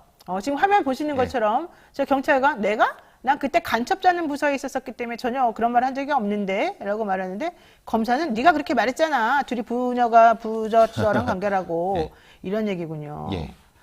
와, 그래서 어떻게 됐습니까? 그래서 결과적으로 아까 말씀드리는 이 물적 증거 2개라든가 그리고 이 사건의 재구성이라든가 아닌 걸 제보 관계 이런 것들이 하나도 안 맞는 부분에 대해서 그래서 당연히 그래서 1심에서는 무죄가 난 거고요. 네네. 근데 2심에서는 이제 아주 극적인 전환이 벌어지는 것은 네. 이 관련된 이 막걸리 관련된 부분도 그렇고 여러 가지 부분을 그 당사자들이 조금씩 진술을 좀 바꿉니다. 어떻게 바꿔요? 왜냐하면은 이게 막걸리가 실제로 그 어떤 순댓국집에서 그걸 안 팔았다고 했는데 계속 수사관들이 와서 하니까 팔았을 수도 있을 것 같은데, 팔았을 수도 있을 것 같은데 이런 식으로 진술이 바뀌는 거예요. 그러니까 처음에 막걸리 순댓국집에서 예. 순댓국밥집에서 밥을 먹었다라고 예. 했고 순댓국밥집에서 막걸리 샀다라고 거야, 했는데, 아버지가? 근데 그랬는데. 그 막걸리를 살 수가 없는 거예요. 왜냐하면 그 순댓국밥집에서는 900ml짜리만 팔아요. 그거 받아갖고. 막걸리를? 예. 근데 범행의 도구에 이용된 건 750ml 막걸리예요. 그럼 다른 막걸리. 다른 막걸리죠. 그러면 이 순댓국집 사장은 그런 거죠. 나는 그런 걸 판 적이 없다라고 하는데, 그게 이제 처음 진술이고 지속적으로 유리한 진술인데, 이게 참 수사기관들이 나쁜 짓을 하는 게 계속 뭐냐면, 찾아가는군요. 계속. 그렇죠. 계속 쫓아가서 거기서 늘 그냥 밥 먹고 있는 그 거예요. 국밥집 주인에게 무언의 압력을 예, 행사하는군요.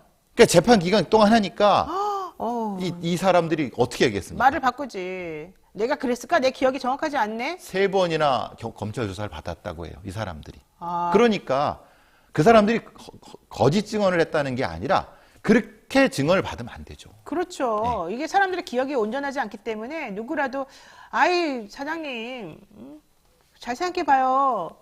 정말로 안 팔은 거 확실해요?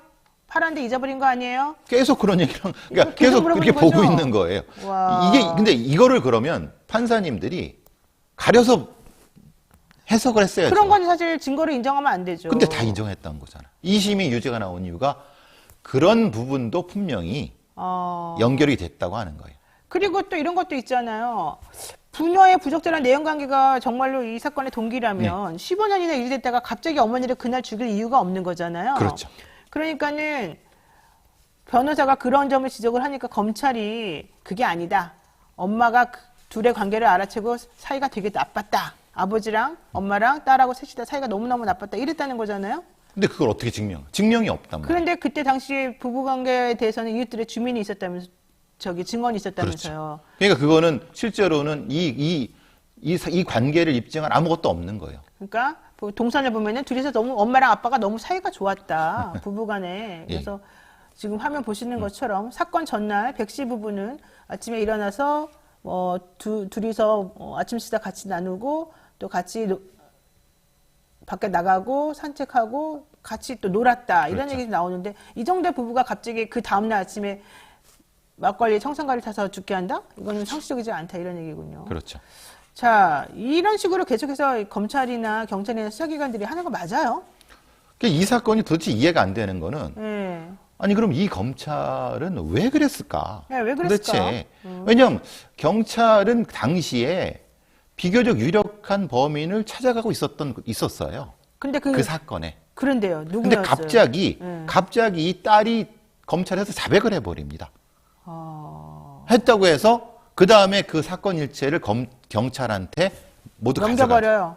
그러니까 경찰은 실제로 자기들이 수사했던 부분, 유력한 용의자를 추적하고 있었는데 그게 다 망가져버리고 결국은 이 처음에는 딸, 네. 진행되다가 부녀 이런 사건으로 검찰이 그냥 이렇게 된 거예요. 실제로 경찰은 다양한 각도로 수사를 하고 있었고 유력한 용의자를 추적하고 있는 과정에서 도대체 그럼 검찰이 왜 그랬을까? 라고 하는 부분 때문에 이걸 진행한 검사가 과거에 소위 말하는 이 순천판, 전라도판 이 살인의 추억 사건을 일부 이제 잘못되게 했다고 하는 것 때문에 이 검사의 전력이 문제가 된 겁니다. 그럼 이 검사는 순천판 살인의 추억 같이 엉터리 같이 한 것도 과거에도 있었는데 예.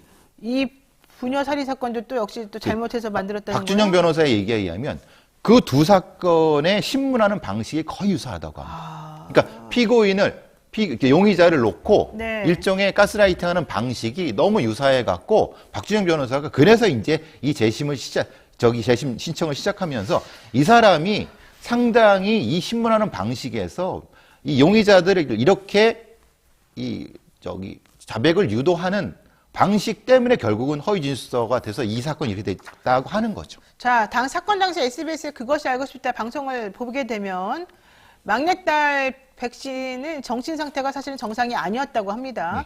막내딸은 IQ가 74였고 아버지는 86이었다고 나와서 치밀하게 무슨 계획을 세워서 누굴 살인한다는 건 거의 불가능한 거 아니냐. 그렇죠. 라는 했는데 검찰에서는 그 딸이 정신검정 받은 적도 없다. 왜 그러냐라고 하면서 이런 주장을 일축했다는 얘기고요. 그렇죠. 하지만 아버지 쪽에는 형이 정신질환을 앓고 있었고 그 아버지도 좀 이상하긴 했는데 돈이 없어서 치료를 못 받았던 상황이 나왔는데 이런 것들 전부 다 무시됐었다라는 얘기고요. 그렇죠. 게다가 아버지는 글씨를 못 쓰는 사람이었다는 거예요. 예, 아니요 이 정도만 쓸 수 있고 초등학교도 못 나왔다 이런 얘기잖아요. 근데 자백을 받았다라고 하는 거는 검찰이 그러면은 뭐 자기네가 써줬다는 거예요? 그것이 이제 다 나오고 있죠. 저기 동영상에. 문답도 하고 답도 자기가 하고. 이게 맞지? 검사가? 예. 수사관이. 수사관이? 예. 그게 다 동영상에 나옵니다. 그러니까 자백조차도 글자를 모르는 아버지 그리고 네. 심신미약 상태라고 추정되는 딸로부터 나온 거다. 그렇지. 근데 이걸 변호인들이 주장을 안 했어요? 그때 변호인이 동석하지 않았습니다. 그리고 그런 걸 어떻게 그런 자백을 유효하다고 하죠? 그러니까 저도 그럼 이걸 왜 받아들인 판사님들은 도대체 뭔지는 전 이해를 못 하겠어요. 그리고 지금 이 사건 되게 이상하게 빨리 진행됐어요. 사건이 발생한 날이 7월 6일인데 한 달 만에 검찰로 송치가 됐고 그렇죠. 검찰에서는 자백 받았다는 말 나오자마자 곧바로 사건 기록 넘기라 그랬고 8월 그 24일. 넘긴 기록이 이렇게 많았는데 제대로 읽어보지도 않은 것 같다. 않은 이런 상태에서 얘기였죠. 예. 결국은 이게 뭔가 왜? 이 순천지청에서 뭔가 좀 이상하게 이거를 꽈놓은 것이 아닌가. 그게 이제 결국은 이 사건이 이렇게 이해되지 않는 상황으로 바뀌게 된 것이 아닌가라고 하는 그때 유력한 범인으로 지목되던 사람은 이 옆집 사는 장 씨라는 사람 네, 아니었습니까? 그 이제 흔히 말하는 이 자매들, 이 집에 백신의 자매들. 예, 자매들을 성추행을 했다고 하는 진술이 나왔어요. 막내딸을 포함해서 두 언니 모두 이전에, 그러니까 그 언니들은 이전에, 이전에 그리고 뒤속적으로 괴롭힌 거죠. 이 장 씨라는 사람으로부터 예. 성범죄 피해를 입었다는 얘기가 입었다고 나와 하는, 있는. 물론 이제 그것은 나중에 또 아니에요? 진술을 번복하게 되죠. 왜냐하면 이게 지금 그걸로 인해서 범죄가 형성이 되었다고 경찰은 추적했었는데 네, 문제는 이 딸이 자백을 해버리니까 네. 이 사람은 사실은 관련이 없어져 버리는 게 되는 거죠. 자, 이 집의 마당에 세워둔 차량의 위치 등등 이 집 구조들을 가지고 검찰이 압박했다는 얘기도 있던데. 왜냐하면 그 무슨 얘기입니까? 구조에 대해서는 처음엔 잘 몰랐습니다. 근데 네. 그것이 알고 싶다의 지금 화면에 나오네요. 예. 방송이 나오면서 저 화면이 나오면서 네. 야, 니네 이렇게 해서 막걸리 여기다 놨지라고 이렇게 압박해갖고 자백을 받은 거예요. 근데 문제는 되게 웃기는 게 뭐냐면 네. 그것이 하고 싶다의 저 PD는 네. 저 화면을 만들기 위해서 사건 기록을 보고 한 것이 아니라 그 이전에 다른 사건의 막걸리 사건을 참고해서 자기가 알아서 그냥 만든 거예요. 그냥 그 집 구조도가 아니라 얘기죠. 예, 그렇게 해서. 그럼 다른 사건에 있었던 그 그냥 집 구조도를 참고 삼아서 화면에 내보냈는데. 왜냐하면 저 방송의 편의를 위해서 네. 근데 검찰은 그것을 이 집이라고 생각하고 들이밀고 자백을 받아낸 거죠. 그래서 도대체 이 사람들이 이제 이 상황이 이래서 황당하게 됐다는 거예요. 이 검사가 바로 2011년 순천지청에서 광주지검으로 전부된 그런 검사인데 아마 광주지검을 갔다가 옷을 벗은 것으로 지금 보인다. 예. 사건을 맡은 검사는 강모모 검사였다. 순천 청산거리 막걸리 사건에 대해서 기자회견도 했던 그 사람이다. 예. 이 사람을 그 당시에 기자들이 추켜 세울 때 뭐라고 했느냐. 검사님은 살인의 추억도 해결한 검사다라고 추켜 세웠다. 이런 얘기군요. 결국은 이것이 이 사건이 엉망이 된 그 근본 동기 아닐까. 이 공명심에 네. 이것이 아닐까라는 추정을 하는 거죠. 지금 이게 결과적으로는 1심은 무죄였지만 2심에서는 유죄가 선고되었고 대법원까지 갔고 아버지는 무기징역, 딸은 20년형을 선고받아서 각각 복역 중이다. 이런 얘기죠. 예. 이렇게 되면 이거 재판부에서 재심을 안 해줄 수가 없을 것 같은데 앞으로 어떻게 됩니까? 문제는 이제 지금 재심 기일이 어제 했고 이제 5월. 내일도 하고 네. 그래서 조금 더 할 것 같은데 5월 23일 날 광주고등법원에서 한다는 거예요. 그렇죠. 예. 5월 죄송합니다. 어제 했고 다시 또 5월 23일 하는데 네. 걱정은 그겁니다. 이제 이 문제는 다른 사건의 재심 같은 경우는 당사자들이 인정을 하고, 그러니까 수사를 잘못한 사람들이 인정하고 뭐 했던데 지금 이 검사나 수사관들은 그 부분에서 인정을 할 것인가? 재심을 하려면 새로운 증거가 나타나거나 뭔가 그래줘야 되는데. 그리고 이제 수사한 사람들이 이거 명백히 내가 잘못했다라고 일종의 자백을 하거나 해야 되는데 이게 될 거냐 이 말이죠. 여러분들 혹시 이 사건 관련해서 알고 계시는 정보가 있으시면 저희한테 연락을 좀 주십시오. 제가 좀 정리를 해가지고 박준현 변호사한테 직접 전달하거나 이 사건 재심과 관련된 증거로 제출할 수 있는지도 확인을 해볼 수 있겠습니다. 우리 방송 좀 널리 퍼뜨려 주시고요. 지금 여러분 들어보시면 잠깐 보더라도 이거 되게 허술하고 뭔가 이상하지 않습니까? 제가 변호사로서 들여다봐도 이건 도저히 있을 수 없는 일이고요. 특히 그 당시에 자백을 받는 상황은 변호사 동석 없이 이루어졌다는데 IQ가 이렇게 좀 100에서 조금 많이 떨어지는 상황이라고 한다면은 수사관들의 말을 못 알아들었을 가능성이 높아요. 그래서 그런 것들은 증거를 사용하면 안 된다고 저는 판단을 합니다. 어쨌든 그와 관련해서 당시 양심 선언하실 분들이 계시면 좀 얘기해 주시고, 그게 아니라 하더라도 이 사건 관련해서 이 지인들의 얘기나 주변 혹은 이 집안 사람들 얘기를 아시는 분 있으시면은 언제든지 제보를 좀 해주시기 바랍니다. 뉴스토마토 이토마토.com 이런 식으로 해서 보내주시면 되고요. 아니면 저희한테 전화 주셔도 되고요. 하여튼 여러분들께 많이 부탁을 드리겠습니다. 이거 앞으로 계속 지켜봐야 될 것 같은데요. 그렇죠. 수사기관 이러면 안 됩니다. 그러니까요. 네. 이런 식의 잘못된 게 한두 개가 지금 아니네요. 생각보다. 우리가 그동안에는 계속해서 검사를 믿었습니다만 지금 이제 무조건적으로 믿는 게 능사는 아닌 것 같습니다. 자, 오늘 배상훈 프로파일러와 함께하는 배프의 책은 여기까지 정리하겠습니다. 말씀 고맙습니다. 감사합니다. 네, 노영의 뉴스인사이다. 오늘 방송 여기까지입니다. 정말 충격적인 이 순천 청산가리 막걸리 사건. 이거 정말 다시 한번 생각 안 해볼 수가 없는데 저도 한번 살펴보겠습니다. 여러분도 꼭 살펴봐 주시고요. 내일은요. 우리 또 여러분이 좋아하는 이슈 삼아 믿는 날이죠. 구독, 좋아요, 조댓글 눌러주시고 내일 또 다시 만나겠습니다. 고맙습니다.